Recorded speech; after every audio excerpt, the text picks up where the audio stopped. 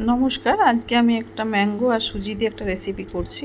Mango সুজির বরফি করছি। দেখুন, আমি অল্প ঘি কড়াইতে দিয়ে কটা তেজপাতা ফোড়ন দিয়ে আমি সুজিগুলো দিয়ে দিলাম। সুজিটা বেশি ভাজবো না, হালকা ভাজবো।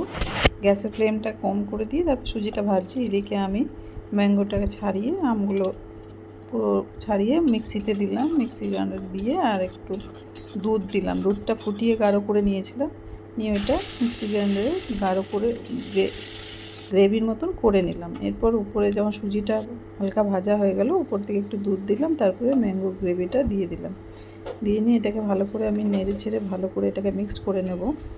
আর মিক্সি জারে যেটুকুনি ছিল আর একটু জল দিয়ে এটাকে দিয়ে দিয়েছি। দিয়ে এটাকে ভালো করে আমি মিক্সড করে নিয়েছি। উপর থেকে স্বাদ মতন মিষ্টি দিলাম। আপনারা আপনাদের মতন স্বাদ মতন মিষ্টি দেবেন। ম্যাঙ্গোটা খুব মিষ্টি ছিল, ওই জন্য আমি খুব বেশি চিনি দিলাম না। এই দেখুন, একদম থকথকে হয়ে গেছে। এরপর এটাকে আমি নামিয়ে দেবো। এরপর একটা থালাতে আমি ঘি দিয়ে পুরো থালাটা একটু মাখিয়ে নেব। ঘিটা দিয়ে মাখিয়ে নিয়ে তারপরে আমি সুজিটা এর মধ্যে দিয়ে চারিপাশটা ভালো করে লেবেল করে দিয়ে খুন্তি দিয়ে ফ্রিজে ঘন্টাখানেকের মতন রেখে দেবো। দেখুন, আমি থালার মধ্যে পুরো খুন্তি দিয়ে পুরো লেবেল করে নিয়ে ঘন্টাখানেকের মতন রেখে দিয়েছিলাম। দেখুন, শক্ত হয়ে গেছে।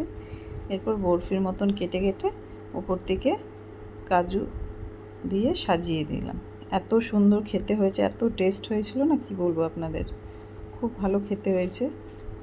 একটু সকালবেলায় টিফিনের জন্য এটা বেশ ভালো একটা রেসিপি। বানিয়ে দেখবেন আপনারা, খুব ভালো টেস্ট হয় খেতে।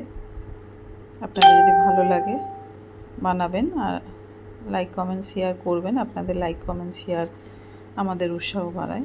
আশা করি আপনারা সবাই সুস্থ আছেন, ভালো আছেন। ধন্যবাদ।